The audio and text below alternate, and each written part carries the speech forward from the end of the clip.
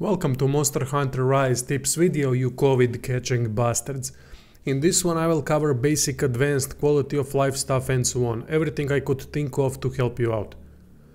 Let's start with basic tips for new monster hunters. At the very start you will be bombarded by insane amount of tutorials and items that can be found in the world. For starters, just follow key, village or hub quests. Hub quests are tougher, but can be played with other bastards if you prefer multiplayer. Eventually, village quests will stop hunter rank progression, so to reach ranks above 6, hub quests are going to have to be completed. High rank are considered hub quests with 4 stars and above. While doing main quests, don't forget to pick up side quests for additional points and rewards. They are going to be concluded automatically while you do your thing, meaning slaying monsters and collecting stuff. So it is just something that gets completed without having to do anything special. I pick out mostly fighting ones which are red colored. Before going to missions, prepare items and register that loadout so it can be loaded whenever you need without the need to do it manually.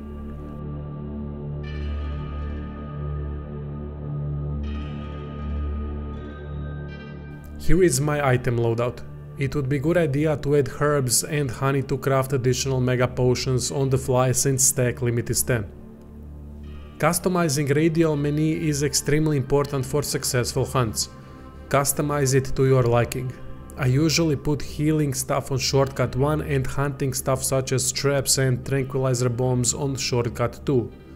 In options you can change how activating an item from radial menu should happen. I prefer click to activate, but that is up to player.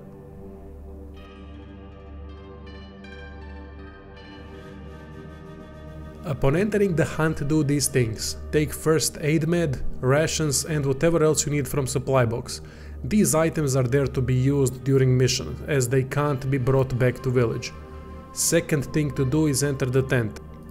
Meals are extremely important for easier and faster hunts, as they can provide good buffs and increase stamina and health.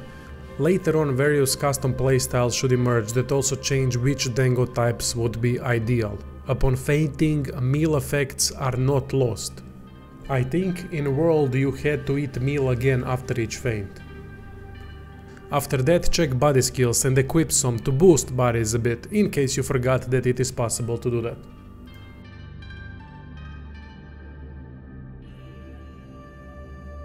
Players can also change equipment in the tent, which is important to know if certain setup is just not working. Check monster stats to see what is bastard weak to. Higher number means monster is weaker to that element or attack type. Pay attention to numbers related to body parts, as they explain which body parts are its weak point. Higher the number, more damage you can do by aiming for that particular body part. As you can see, there are many elements in Monster Hunter Rise, so what to focus on from the start that is effective and can help reach higher ranks faster. Raw damage, meaning no element or poison based weapons. Poison is useful against lots of enemies, but some are immune. If you are up against poison immune enemies, simply switch in the tent to raw one.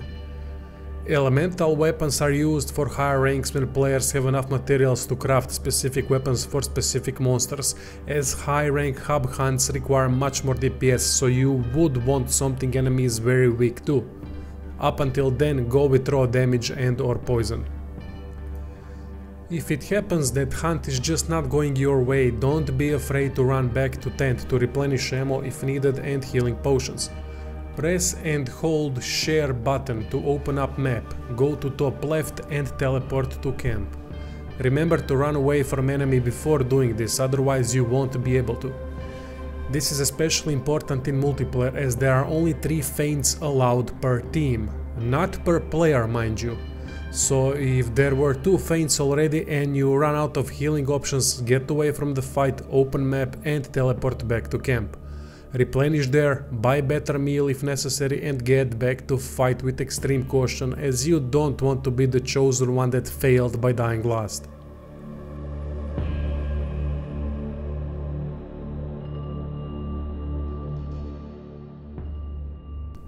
Petal Ace is specific type of equipment that can boost players in different ways.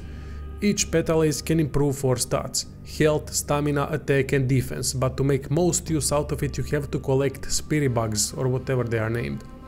Collecting these bugs makes Petalace more powerful by boosting stat corresponding to bug picked up.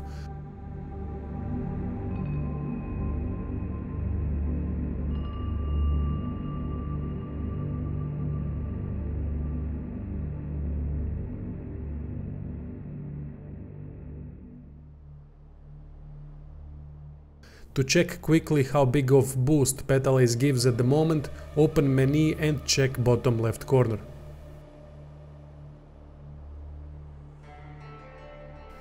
When in village, open map and teleport quickly to wherever you want. Places that should be visited to get new side quests have speech bubble icon next to the name. Important place to know about is Kahoot Nest that spawns items after each hunt. Check it often for additional stuff such as apple that boosts body training and mercenaries.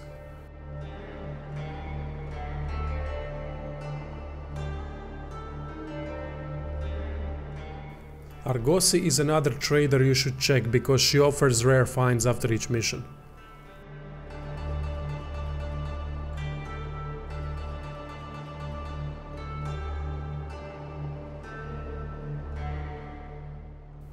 All of body stuff, Argosy and blacksmith can be accessed in hub prep area that is unlocked by playing through story. Great place to visit for all your needs without the need to go from one village party to another.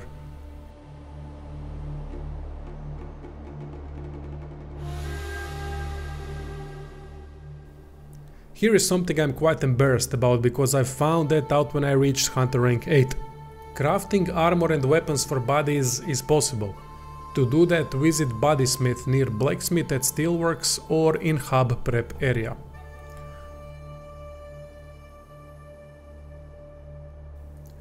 Before going to hunts, try to familiarize yourself with preferred weapon.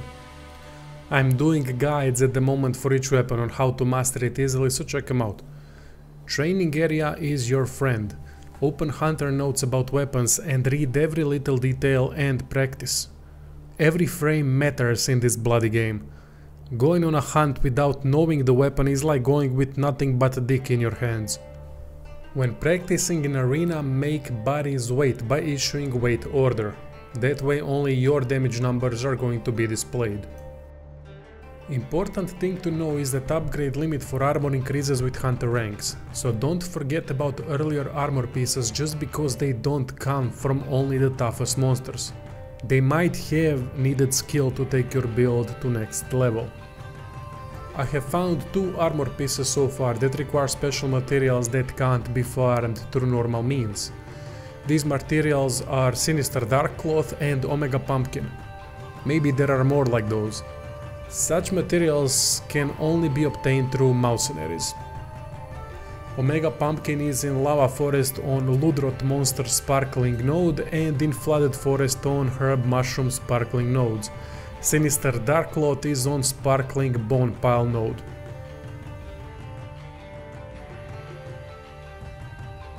Switch skills are weapon unique skills that change each attack a bit. By progressing through early game, tutorial will pop up and a new option at equipment box is going to be displayed called switch skills. However, starting skills are not the only ones. There are 2 ways as far as I know how to unlock new switch skills. One is to craft 7 or unique versions of one weapon to unlock new switch skills for that weapon. Second way is to do hub quests with speech bubble next to it. Usually name of the mission that unlocks specific weapon switch skill has that weapon name in it. Here are a couple combat tips. Some monsters have nasty combos that can stun lock you to death without seemingly anything you could do to prevent it. Use Warbug Dash to get out of the ongoing combo. Takes a bit of practice, but it is going to pay off in the long run to learn.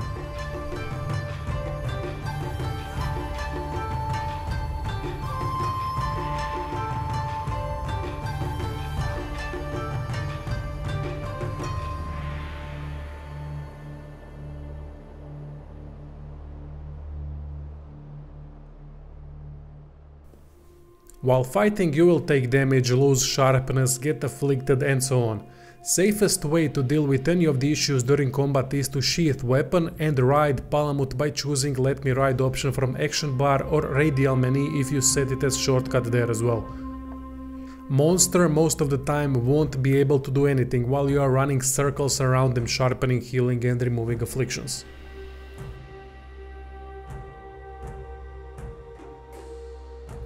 All monsters do annoying roars that kill momentum by preventing player to do anything.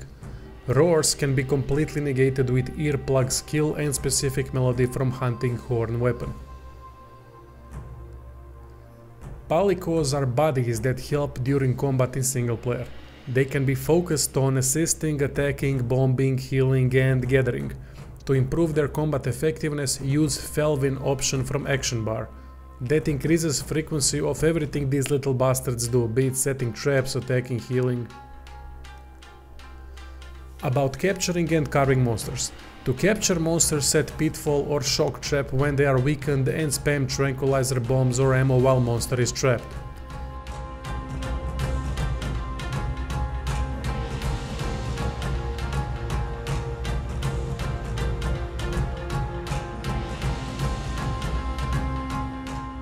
Carving is done by killing monster and then literally carving materials out of them. Important thing to know is that there is no better way. Some materials drop more often when monster is captured and some through carving. To know what chance is there to get specific material, check monster info.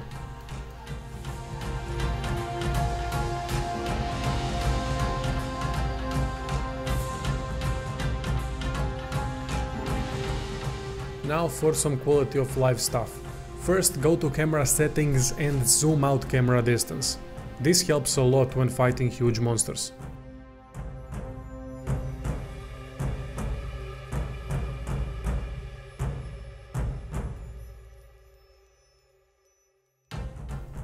Set sheath settings to manual. Monster Hunter requires hands-on approach for maximized effectiveness, and sheathing is important function that lets you summon Palamut to ride during combat, start running, do running attacks and so on. You don't want game deciding when to sheath and when to draw, trust me on this. Auto sheath leads to additional unnecessary actions to draw or sheath when you want it.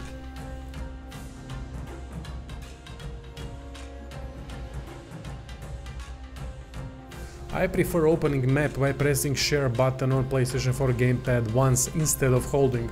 To change default controls which require holding of share button to open full map, go to options and change share button controls to type 2. Now chatting is done by holding the button and map is opened by pressing it.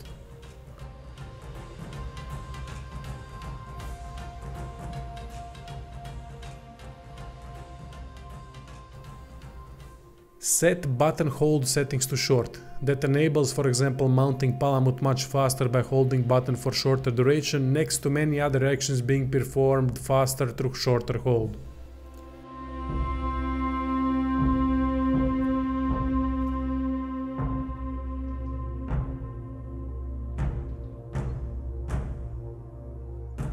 Once you reach Hunter rank 6, buy power and armor charms from Kagero. They boost attack and defense by 5% or so when in item pouch. Later they can be upgraded to talons for even better passive boost.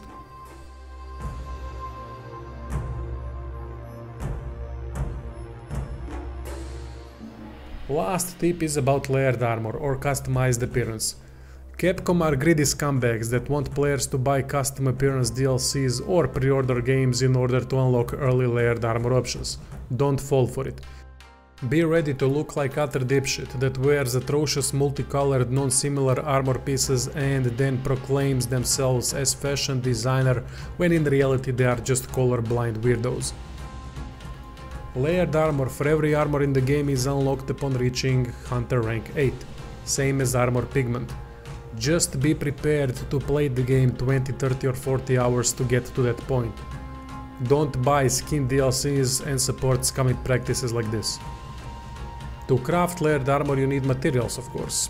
Why not add a little bit more grind for fuck's sake? Outfit vouchers are required to craft each piece, and they are obtained by completing Hunter Rank 7 hub quests. Anyway, that would be all. Hope I have covered lots of important stuff to help new and experienced players alike. If you want to support the channel additionally, check out Patreon and subscribe, star links in description for additional content. Have fun!